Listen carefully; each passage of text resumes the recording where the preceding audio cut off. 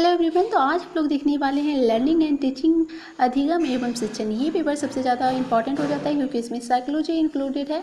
तो ये हमारे लिए बहुत ही ज़्यादा इंपॉर्टेंट हो जाता है। किसी भी टीचिंग एग्जाम में देते हैं तो साइकोलॉजी का तो क्वेश्चन रहता ही है, इसलिए इसे आप ध्यान से पढ़िए। और हाँ, जब भी आप वीडियो देखें ना तो आप कॉपी और पेन साथ में लेकर बैठिए और सारे इंपॉर्टेंट बातों को नोट डाउन करते रहिए, क्योंकि फिर आपको इससे कवर हो जाएगा अच्छे से और हमेशा आपके माइंड में रहेगा। तो अधिगम क्या है? तो अधिगम सीखना है। अधिगम को सीखना कह सकते हैं। हमारे व्यवहार में जो परिवर्तन होता है उसे हम अधिगम कहते हैं। जो अभ्यास के दौरान परिवर्तन होता है हमारे व्यवहार में उसे हम कहते हैं अधिगम। और लेकिन जो ऐसे ही थकान के कारण होता है, दवा के कारण होता है, बीमारी नशा के कारण वो हल्के फुल्के 1-2 दिन के लिए रहता है, उसे हम अधिगम नहीं कहते हैं। जो परमानेंट होता है उसे हम अधिगम कहते हैं, जो हमारे समायोजन करने में मदद करता है। ओके, उसे हम कहेंगे अधिगम। तो आपको इतनी बातों को नोट डाउन करना है। वही परिभाषा देखते हैं तो क्रो एवं क्रो ने इसकी परिभाषा दी है। अधिगम आदतों, ज्ञान एवं अभिवृत्तियों का अर्जन है। वैसे अधिगम की और भी कितनी परिभाषा थी, बट मुझे जो सबसे ज़्यादा इंपॉर्टेंट लगी, जो बार बार क्वेश्चन में आते हैं, रिपीट होते हैं, या फिर आपको क्वेश्चन भी लिखना है तो आप ये एक परिभाषा को लिख सकते हो, क्योंकि ये बहुत ही ज़्यादा इंपॉर्टेंट है, इसीलिए मैंने इसे डाला है। अगर आप चाहते हैं कि इसके पर्टिकुलर पूरे एकदम डिटेल वाइज बनाओ तो आप नीचे कॉमेंट कीजिएगा, तो मैं बना दूँगी। अब देखते हैं कौशल अधिगम। स्किल लर्निंग क्या क्या है? फर्स्ट है प्रत्यक्षीकरण, निर्देशात्मक, सामान्य कौशल, जटिल कौशल।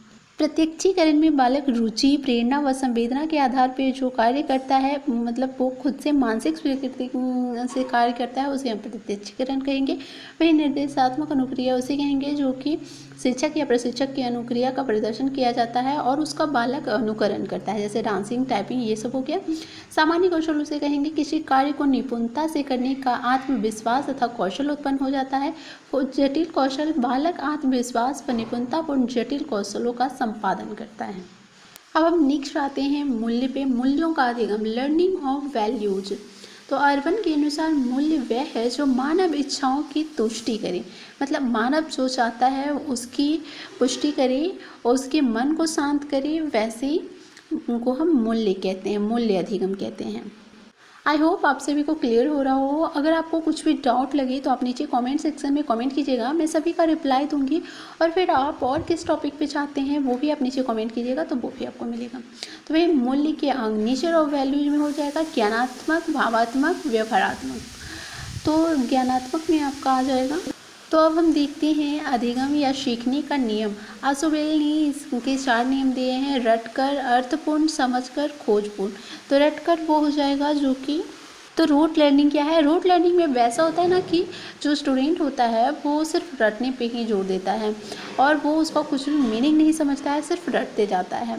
और जैसे एक कहावत आपने ही सुना ही होगा, शिकारी आएगा दाना डालेगा, तो वैसे ही टाइप में वो कुछ भी अर्थ नहीं समझता। वहीं अर्थपूर्ण सीखना में वो पूरे अर्थ को ज्ञान से जोड़ते हुए सीखता है, ठीक है, कि इसका क्या मतलब है, एकदम मतलब समझ कर पढ़ता है।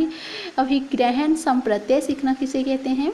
स्टूडेंट्स को जो पढ़ना होता है उसे बोल कर या लिख कर दे दी जाती है और स्टूडेंट उसे आत्मसात कर लेते हैं, यानी कि उसे ग्रहण कर लेते हैं। और 4 नंबर है अन्वेषण, इसे कहते हैं खोजपूर्ण सीखना भी। तो इसे वैसे सीखना को कहा जाता है जिसमें शिक्षार्थी को दी गई सामग्री से नया संप्रत्यय, विचार या कोई नया नियम या विचार की खोज कर उसे सीखना होता है। जैसे कि देखते हैं ना कि फिल इन द ब्लैंक्स रहता है, जैसे कि भारत की राजधानी फिल इन द ब्लैंक्स है, तो वहाँ पे दिल्ली हम भरेंगे, तो वैसे ही टाइप का उसे कहेंगे हम अन्वेषण या खोजपूर्ण सीखना।